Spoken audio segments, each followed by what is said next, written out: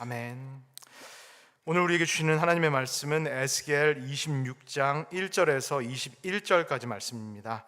본문이 긴 관계로 평소보다 조금 빠른 속도로 우리 합독하도록 하겠습니다. 교독하도록 하겠습니다. 11째 해 어느 달 초하루에 여호와의 말씀이 내게 임하여 이르시되, 인자야, 두로가 예루살렘에 관하여 이르기를, 아하, 만민의 문이 깨져서 내게로 돌아왔도다. 그가 황폐하였으니 내가 충만함을 얻으리라 하였도다. 그러므로 주 여호와께서 이같이 말씀하셨느니라. 두로야, 내가 너를 대적하여 바다가 그 파도를 굽이치게 함같이 여러 민족들이 와서 너를 치게 하리니, 그들이 두로의 성벽을 무너뜨리며 그 망대를 헐 것이요, 나도 티끌을 그 위에서 쓸어버려 맨 바위가 되게 하며 바다 가운데 그물 치는 곳이 되게 하리니, 내가 말하였습니다. 주 여호와의 말씀이니라. 그가 이방의 노략거리가 될 것이요, 들에 있는 그의 딸들은 칼에 죽으리니 그들이 나를 여호와인 줄 알리라. 주 여호와께서 이같이 말씀하셨느니라. 내가 왕들 중에 왕 곧 바벨론의 느부갓네살 왕으로 하여금 북쪽에서 말과 병거와 기병과 군대와 백성의 큰 무리를 거리고 와서 두로를 치게 할 때, 그가 들에 있는 너의 딸들을 칼로 죽이고 너를 치려고 사다리를 세우며 토성을 쌓으며 방패를 갖출 것이며 공성퇴를 가지고 내 성을 치며 도끼로 망대를 찍을 것이며, 말이 많으므로 그 티끌이 너를 가릴 것이며, 사람이 무너진 성 구멍으로 들어가는 것 같이 그가 내 성문으로 들어갈 때 그 기병과 수레와 병거의 소리로 말미암아 내 성곽이 진동할 것이며, 그가 그 말굽으로 내 모든 거리를 밟을 것이며 칼로 내 백성을 죽일 것이며 내 견고한 석상을 땅에 엎드려뜨릴 것이며, 내 재물을 빼앗을 것이며 내가 무역한 것을 노력할 것이며 내 성을 헐 것이며 내가 기뻐하는 집을 무너뜨릴 것이며 또 내 돌들과 내 제목과 내 흙을 다 물 가운데에 던질 것이라. 내가 내 노래소리를 그치게 하며 내 수금소리를 다시 들리지 않게 하고 너를 맨 바위가 되게 한즉 내가 금을 말리는 곳이 되고 다시는 건축되지 못하리니 나 여호와가 말하였음이니라. 주 여호와의 말씀이니라. 주 여호와께서 이같이 두로에게 대하여 말씀하시되, 내가 엎드려지는 소리에 모든 섬이 진동하지 아니하겠느냐. 곧 너희 가운데 상한 자가 부르짖으며 죽임을 당할 때에라. 그때 바다의 모든 왕이 그 보좌에서 내려 조복을 벗으며 수놓은 옷을 버리고 떨림을 입듯 하고 땅에 앉아서 너로 말미암아 무시로 떨며 놀랄 것이며, 그들이 너를 위하여 슬픈 노래를 불러 이르기를, 항해자가 살았던 유명한 성읍이여, 너와 너의 주민이 바다 가운데 있어 경고하였도다. 해변의 모든 주민을 두렵게 하였더니 어찌 그리 멸망하였는고. 내가 무너지는 그 날에 섬들이 진동할 것이며 바다 가운데의 섬들이 내 결국을 보고 놀라리로다 하리라. 주 여호와께서 이같이 말씀하셨느니라. 내가 너를 주민이 없는 성읍과 같이 황폐한 성읍이 되게 하고 깊은 바다가 내 위에 오르게 하여 큰 물이 너를 덮게 할 때에, 내가 너를 구덩이에 내려가는 자와 함께 내려가서 옛적 사람에게로 나아가게 하고 너를 그 구덩이에 내려간 자와 함께 땅 깊은 곳 예로부터 황폐한 곳에 살게 하리라. 내가 다시는 사람이 거주하는 곳이 되지 못하리니 살아있는 자의 땅에서 영광을 얻지 못하리라. 내가 너를 패망하게 하여 다시 잊지 못하게 하리니 사람이 비록 너를 찾으나 다시는 영원히 만나지 못하리라. 주 여호와의 말씀이니라. 아멘. 안녕하세요. 토요 아침 예배에 나오신 모든 분들을 주님의 이름으로 환영합니다. 저희가 목요일부터 새로운 책을 시작을 했습니다. 함께 읽은 대로 어떤 책인가요? 에스겔서입니다. 이 에스겔서를 저희가 작년에 1장부터 24장까지 함께 나눴습니다. 그리고 목요일부터, 이번 달부터 그 뒤에 있는 부분 25장부터 저희가 에스겔서를 함께 나누게 됩니다. 제가 성도님들께 여러 차례 말씀을 드린 것처럼 성경의 어떤 책을 읽더라도 저희가 이 생명의 삶 순서에 따라서 어떤 책을 만나더라도 제가 강조해드린 그 두 가지 방법을 가지고 함께 말씀을 나누면 좋겠습니다. 첫 번째, 늘 어떤 말씀이든 이 말씀을 맥락 가운데서 읽자. 그 다음에 두 번째로, 이 성경의 큰 이야기, 하나님의 이야기를 나의 작은 삶의 이야기에 이렇게 억지로 넣으려고 하지 말자. 우리가 은혜를 받는다라는 것이 참 중요하기 때문에 큐티를 할 때 또 설교를 들을 때 어떻게든 이 큰 이야기를 내 삶에 넣어서 은혜를 받고 싶다. 이게 우리의 기본적인 마음이겠습니다. 근데 특별히 성경 그 다음에 에스겔과 같은 책을 읽을 때는 거꾸로 하기를 원합니다. 이렇게 하는 방식이 아니라 이 하나님의 큰 이야기, 세계 전체, 역사 전체를 주관하시는 하나님의 이 큰 이야기에 우리의 작은 삶의 이야기를 넣기를 소원합니다. 그래서 이 하나님의 큰 이야기 속에서 그 하나님이 나에게 말씀하시는 것을 우리가 듣고 그 말씀을 우리 마음속에 새기고 그리고 그 말씀에 따라서 우리의 삶이 이렇게 바뀌어가는, 이렇게 변화되는 것을 우리가 함께 경험하기를 소원합니다. 에스겔서 26장, 오늘 함께 빠른 속도로 읽은 이 26장이 지금 제가 말씀드린 이 방법에 속하는 좋은 예가 되겠습니다. 이 말씀을 이 에스겔의 맥락 가운데서 읽지 않으면 무슨 말씀인지 정확히 이해하기가 어렵습니다. 그리고 함께 읽은 대로 우리가 26장 1절에서 21절까지 읽은 이 말씀을 어떻게 우리의 이 작은 삶의 이야기에 넣을 수가 있을까요? 읽으시면서 느끼셨겠지만 불가능합니다. 이 큰 이야기를 우리의 작은 삶의 이야기에 넣는 것이 불가능합니다. 그럼 처음부터 첫 단추를 이렇게 꿰야 된다라고 우리가 생각할 수 있겠습니다. 에스겔서를 읽을 때는 완전히 내가 방법을 바꿔서 해본다. 나의 작은 이야기를 이 에스겔의 역사적 배경 안에다 넣고 이 에스겔에서 펼쳐지는 하나님의 큰 이야기 안에 나를 집어넣어 본다. 이 마음을 가지고 저희가 26장을 오늘 말씀을 함께 나눠야 되겠습니다.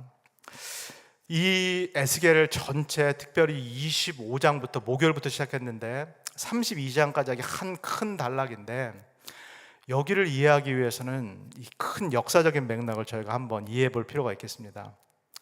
다행히도 우리가 에스겔을 다루기 전에 예언서, 선지서를 몇 권을 봤는데 어떤 책들을 봤나요? 요 에스겔을 나누기 전에 저희가 시편 제5권을 조금 나눴고 시편 제5권을 나누기 전에 어떤 책을 나눴나요? 나훔서를 나눴습니다. 나훔서를 나눴고 나훔서 바로 전에 뭘 나눴나요? 요나서를 나눴습니다. 요나서를 나눴고 나훔서를 나눴고 시편 제5권을 나눴고 오늘 에스겔서를 우리가 생명의 삶 순서에 따라서 그렇게 진행되고 있습니다.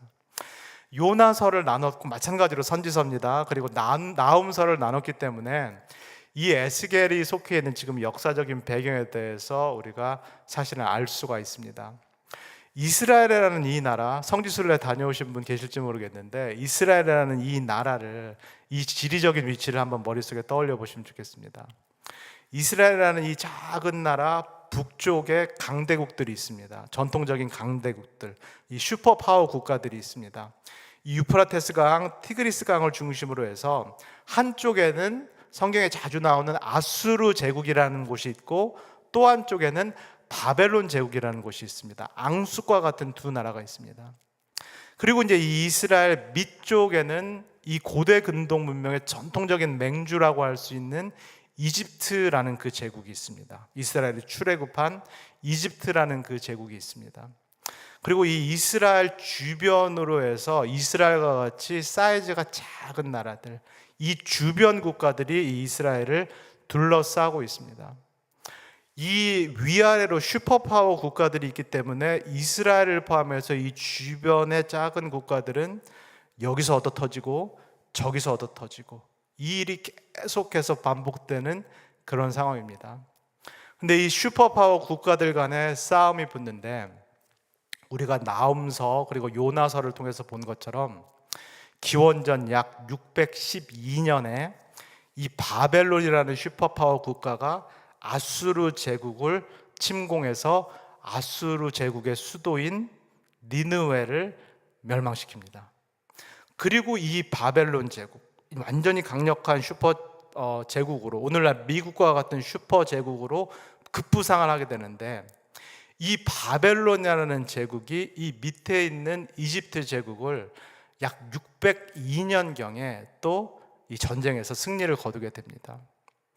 요러는 사이에 이 슈퍼 제국들끼리 막 싸우는 사이에 이스라엘에서는 무슨 일이 있었나요?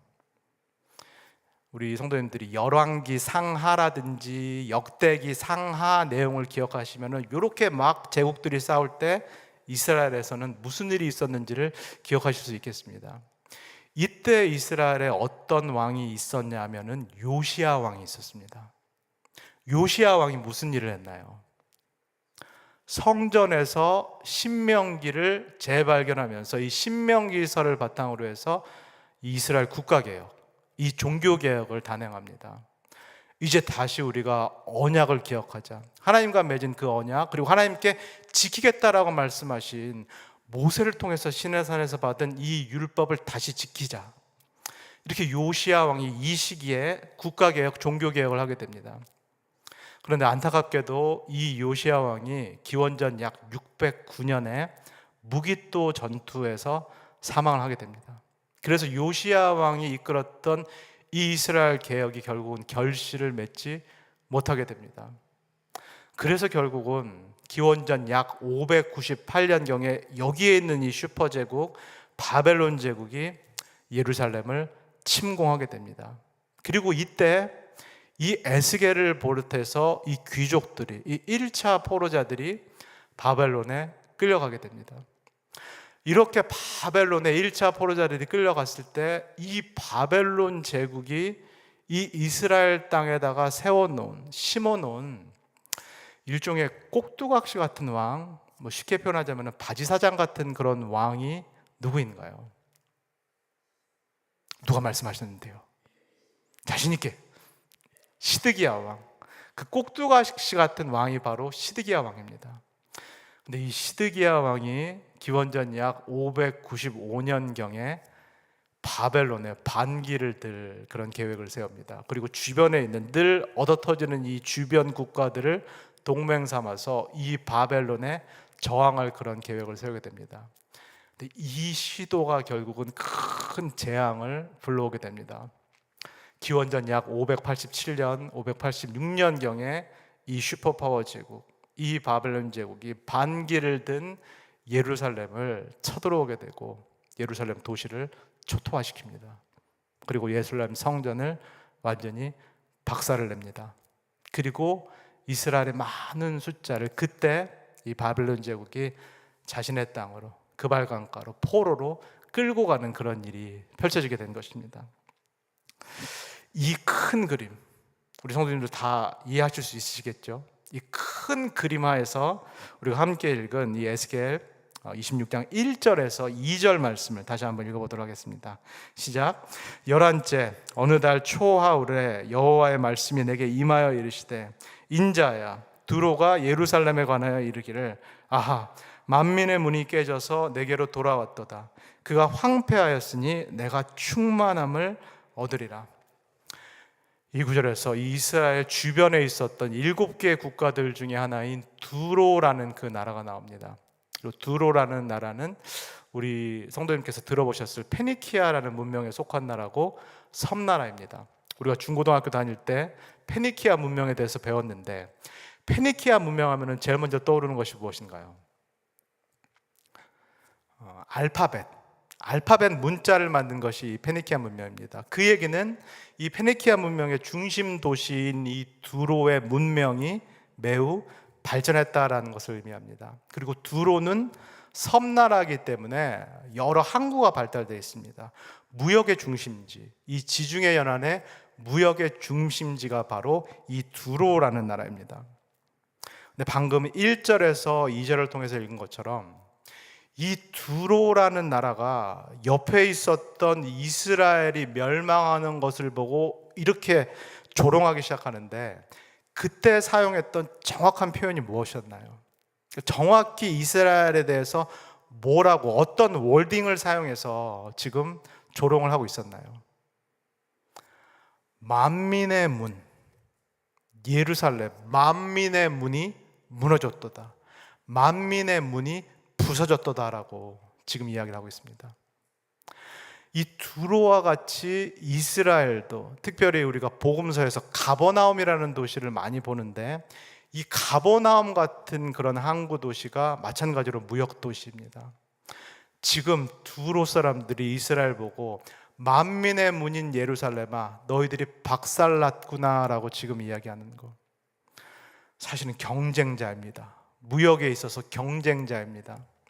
두로도 만민이 오가는 무역도시고 사실은 이스라엘도 만민이 오가는 무역도시인데, 아하, 만민의 문인 예루살렘아, 만민의 도시인 이스라엘아, 너희가 박살났구나. 경쟁자가 제거됐구나. 이제 이 바닥은 완전히 내 거구나. 우리가 충만해지겠구나. 우리가 풍성해지겠구나. 지금 두로가 이스라엘에게 일어난 이 광경을 보고 지금 이렇게 조롱하고 비난을 하고 있는 것입니다.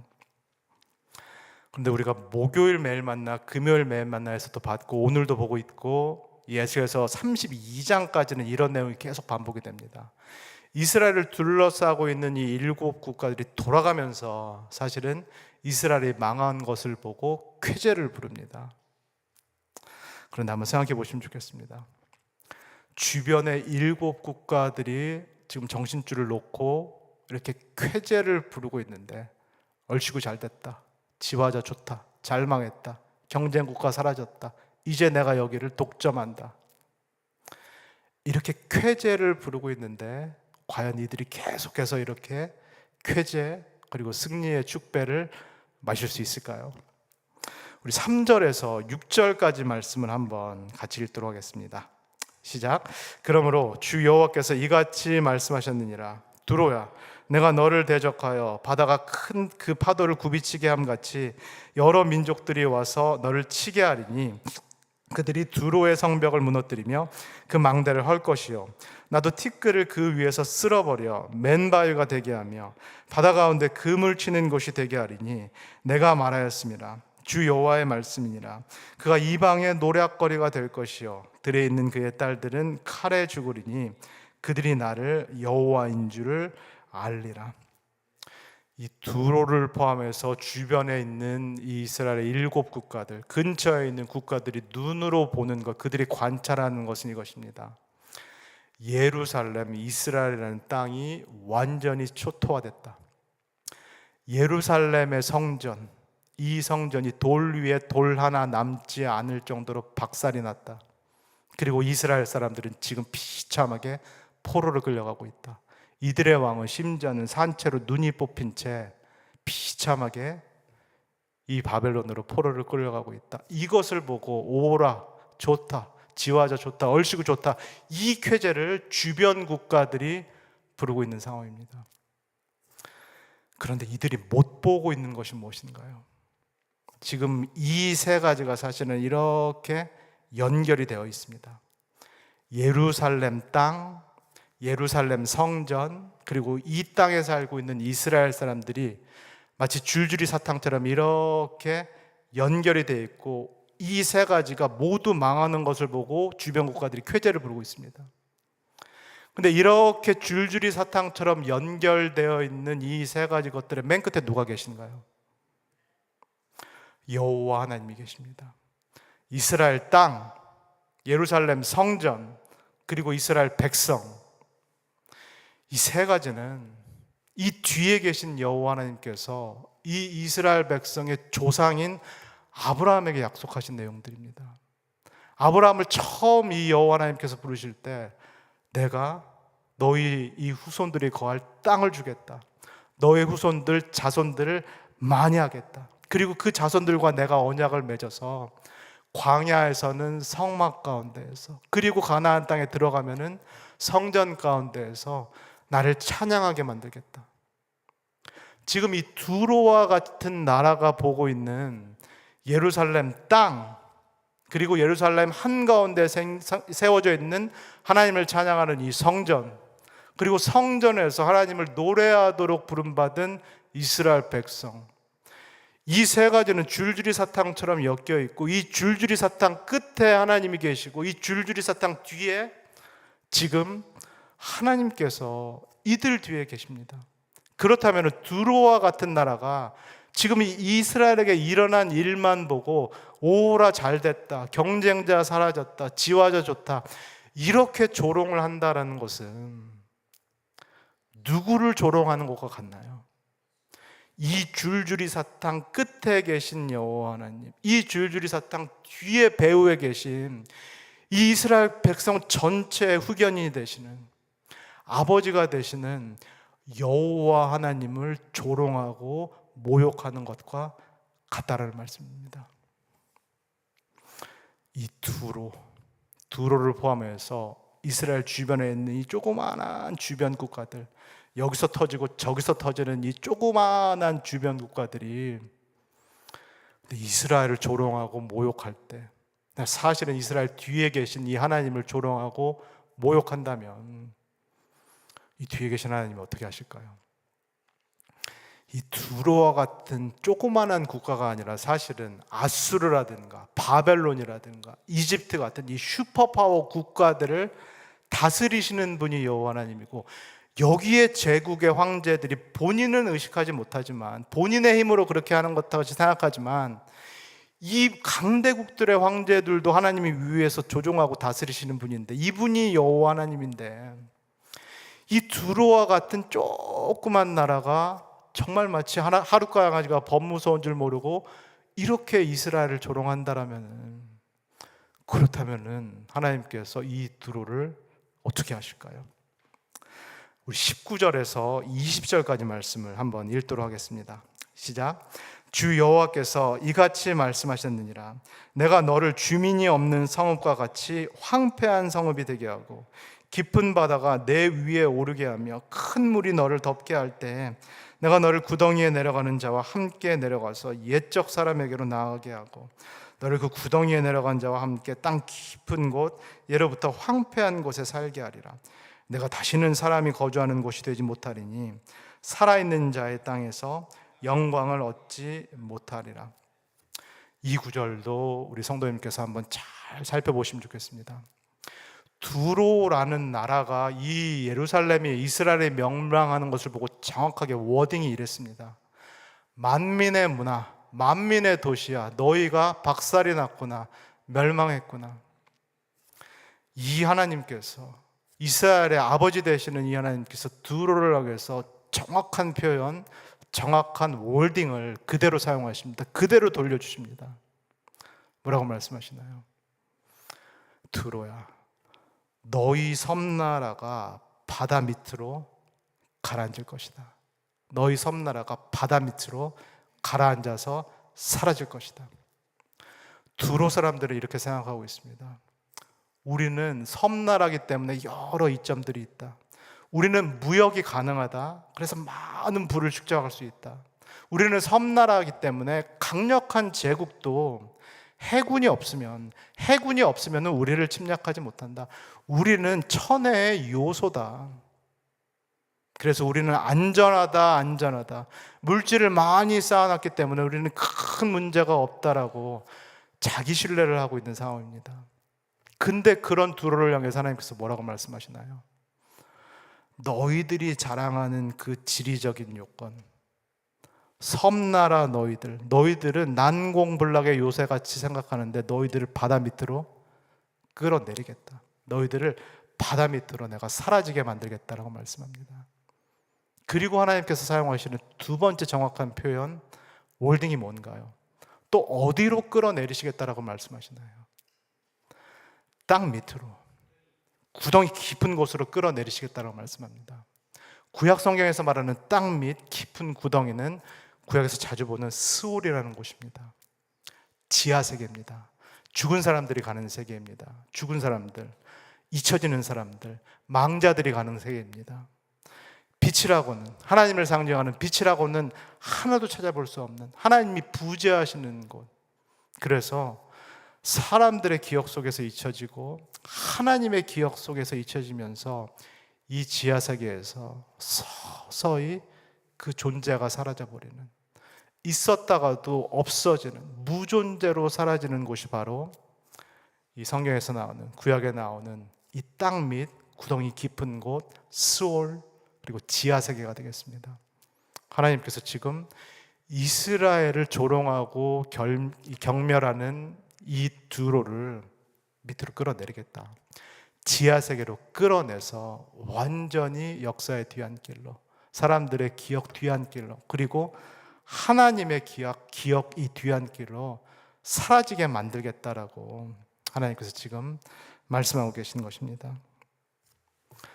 사랑하는 우리 오렌지가 난 교회 성도 여러분, 제가 서두에서 말씀드린 것처럼 이렇게 에스겔과 같이 전 세계를 무대로 지금 말씀하시는 이 하나님의 이야기, 이 슈퍼 파워들을 대상으로 말씀하시는 이 하나님의 큰 이야기를 우리들의 작은 삶의 이야기에 막 끼워 넣는 것은 처음부터 무리입니다.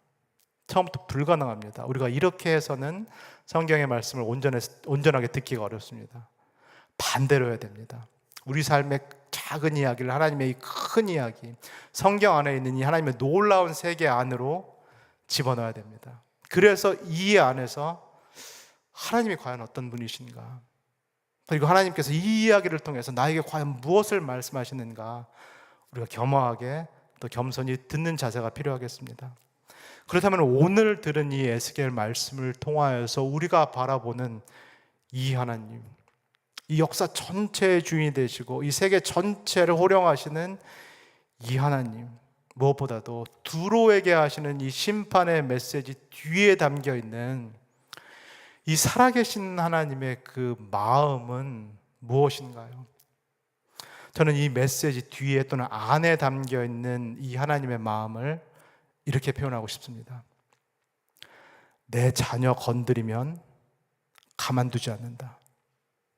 내 가족, 내 식구, 내 자녀 건드리면은 그 누구라도 가만두지 않는다. 우리는 하나님을 생각할 때 하나님이 감정이 없으신 분, 차가운 분이라고 생각하는 경우 참 많습니다. 하나님은 로고스, 지성적인 분이시고, 하나님은 에토스, 의지를 갖고 계신 분, 또는 매우 윤리적인 분이다라고 생각하는 것이 우리의 일반적인 생각입니다. 그런데 성경에 나타난 하나님은 매우 감정적이신 분이십니다. 매우 감성적인 분이십니다. 이 하나님의 감정, 하나님의 감성을 가리켜서 신학자들이 하나님의 파토스라고 말합니다. 하나님은 로고스, 지성, 에토스, 의지와 윤리만 갖고 계신 분이 아니라, 그래서 공의롭고 정의로운 분뿐만 아니라 하나님은 파토스를 갖고 계신 분. 이 파토스를 영어로 패션, 열정이라고 표현을 하는데, 하나님은 이 세계 전체를 향해서 또 우리를 향해서 열정을 갖고 계신 분이다. 정념을 갖고 계신 분이다. 우리에 대한 깊은 그런 감정과 마음을 갖고 계신 분이다라고 성경은, 그리고 에스겔은 우리에게 말씀합니다. 그러면 오늘 함께 읽은 에스겔 26장을 통해서 우리가 만나게 되는 이 하나님의 마음, 이 하나님의 파토스, 이 하나님의 정념은 어떤 마음인가요? 이렇게 하나님께서 말씀하시는 것 같습니다. 두로에게 이렇게 말씀하시는 것 같습니다. 나는 부모기 때문에 지금 이스라엘을 다룬다. 이스라엘이 내 자녀기 때문에 나는 부모된 마음으로 지금 이스라엘을 징계하고 이스라엘을 훈육하고 있는 것이다. 내가 부모로서 이스라엘을 징계하고 훈육할 때는 나는 이스라엘의 멸망을 바라고 하는 것이 절대로 아니다. 나는 부모로서 이 이스라엘에 대한 사랑을 가지고 회초리를 들어서라도 이 이스라엘이 다시 나에게로 돌아오고자 하는 그 마음을 가지고, 그 정념을 가지고 내가 지금 이스라엘을 눈물을 머금고 바벨론의 포로로 보낸 것이다. 그런데 너희들이 이 이스라엘을 향하여서 만민의 문이 박살났구나, 너희들이 심판을 당했구나, 경쟁자가 없어졌구나라고 쾌재를 부른다. 너희들이 마치 하나님처럼 그렇게 말한다. 내 사랑하는 자녀를 향해서 너희들이 그렇게 말한다. 내가 사랑하는 이 이스라엘을 위해서 이제 두로 너를 제거하겠다. 하나님께서 그 마음을 담아서 지금 이 두로에게 이 메시지를 선포하고 계신 것입니다. 사랑하는 우리 오렌지가 나는 교회 성도 여러분, 그런데 실제로 이 에스겔의 말씀, 이 메시지를 직접 들은 사람들은 누구일까요? 이스라엘 백성들입니다. 바벨론의 포로로 끌려가 있는 이스라엘 백성들이 이 두로를 향한 하나님의 심판의 메시지를 들은 것입니다. 자신들이 망한 것을 보고 주변의 일곱 국가들이 돌아가면서 비난하고 조롱하고 경멸의 메시지를 막 쏟아붓고 있는 이 상황에서 하나님께서 두로에게 이렇게 심판의 메시지를 전한다라는 것을 이 포로지에 끌려오고 있는 이 이스라엘 백성들이 들은 것입니다. 우리들은 하나님께 처절하게 심판을 당했다, 버림을 받았다, 우리는 하나님께 이제는 완전히 잊혀졌다, 우리가 지하세계로 내려갔다라고 생각하는 이 포로로 끌려온 이스라엘 백성들에게 이 메시지가 들려오는 것입니다. 그렇다면은 이 이스라엘 백성들이 포로지에서 이 메시지를 들었을 때, 그리고 이 메시지 아래에 담겨 있는 이 하나님의 파토스, 이 하나님의 정념의 마음을 느꼈을 때 이 이스라엘의 마음이 어땠을까요? 그들의 감정, 그들의 파토스는 또 어땠을까요? 용기가 생기기 시작합니다. 여기서 소망이 생기기 시작합니다. 하나님이 우리를 버리신 것이 아니구나. 하나님이 우리를 싫어하시는 것이 아니구나. 하나님께서 우리를 미워하셔서 우리를 멸망시키고자 하시는 것이 절대로 아니구나라는 그 소망과 희망이 여기서부터 생겨나기 시작합니다. 그리고 우리를 건드리는 사람, 나를 건드리는 사람은 나의 아버지 되신 그 하나님께서 저렇게 마음을 다해서, 정념을 다해서, 파토스를 다해서 반드시 심판하시는구나라는 것을 이스라엘 백성들이 포로지에서 드디어 깨닫기 시작하는 것입니다. 사랑하는 우리 오렌지가 나는 교회 성도 여러분, 이 에스겔 26장이 말씀하고 있는 이 하나님이 또 누구의 하나님이시기도 한가요? 저와 여러분의 하나님입니다. 우리 곽권사님 잘 말씀하신 것처럼 나의 하나님인 줄 믿습니다. 하나님께서 나에 대해서 이러한 파토스를 갖고 계시다는 거, 나에 대해서 이 정도의 열정과 정념을 갖고 계신 분이 나의 하나님이시다라는 것을 꼭 믿으실 수 있기를 소원합니다. 나의 지금 처한 상황을 하나님께서 잘 아실 뿐만 아니라 이 처한 상황을 주변 국가들, 주변 사람들처럼 잘 됐다라고 말씀하시는 하나님이 아니라 이 상황, 이 어려움을 이 부모된 하나님께서 누구보다도 안타까워하고 계시고, 그리고 나를 이 어려움에서 반드시 구원하고자 하시는 그 하나님이 바로 우리의 하나님이심을 꼭 믿으시기를 소원합니다. 이스라엘을 건드린 두로를 가만두지 않겠다라고 말씀하신 하나님이 저와 여러분들을 괴롭히는, 저와 여러분들을 건드리는 그 원수마저도, 그 적들마저도 반드시 징계하시고 심판하시라는 그 소망과 확신을 가지시기를 소원합니다. 그래서 성도님들께서 지금 처한 상황, 어떤 어려움, 어떤 고난이 있더라도 하나님께서 주시는 이 메시지를 나의 마음속 깊은 곳에 새기면서 이 뜨거운 하나님을 바라보시고 이 정념 가운데 불타는 하나님을 바라보시면서 소망과 그리고 확신을 가지시는 우리 모든 성도님들 되시기를 주 예수 그리스도의 이름으로 간절히 소원합니다. 다시 기도하겠습니다. 사랑해 주님 감사합니다. 하나님 아버지, 두로가 이스라엘을 보고 만민의 문화 박살났구나 조롱할 때 내 자식 건드리는 사람은 가만두지 않겠다라는 그 하나님의 마음을 다시금 우리가 느낍니다. 하나님 아버지, 이 마음을 하나님께서 나에 대해서 품고 계신 줄 믿습니다. 나를 건드리는 그 원수, 그 악한 사람을 하나님께서 지켜보고 계심을 믿습니다. 그리고 하나님께서 그 사람, 그 악도 하나님의 때, 하나님의 방법으로 심판하시고 징계하실 줄 믿습니다. 하나님, 내가 지금 처한 어려움과 고통과 고난을 하나님께서 모른 채 하고 계시지 않은 줄 믿습니다. 하나님께서 차지찬 분이 아니심을 믿습니다. 나를 향한 그 누구보다도 안타까운 마음을 갖고 계시고 내가 처한 어려움을 해결해 주시기를 누구보다 원하시는 분이 우리 주 예수 그리스도임을 믿습니다. 하나님 아버지, 그 하나님의 마음을 우리가 느끼게 하시고 믿게 하여 주시옵소서. 그리고 그 하나님의 마음을 우리 마음 깊은 곳에 받아들여서 하나님 아버지, 우리가 하나님 한 분만 절대적으로 의지하고 신뢰할 수 있도록, 그 마음이 우리 안에서도 생겨날 수 있도록 우리 모두를 축복하여 주시옵소서. 감사드리며 예수님의 이름으로 기도합니다. 아멘. 주기도문 하시고 각자 기도하도록 하겠습니다. 하늘에 계신 우리 아버지여, 이름이 거룩히 여김을 받으시오며 나라의 마옵시며 뜻이 하늘에서 이룬 것 같이 땅에서도 이루어지이다. 오늘날 우리에게 일용할 양식을 주옵시고 우리가 우리에게 죄진 자를 사하여 준 것 같이 우리의 죄를 사하여 주옵시고 우리를 시험에 들게 하지 마옵시고 다만 악에서 구하옵소서. 나라와 권세와 영광이 아버지께 영원히 있사옵나이다. 아멘.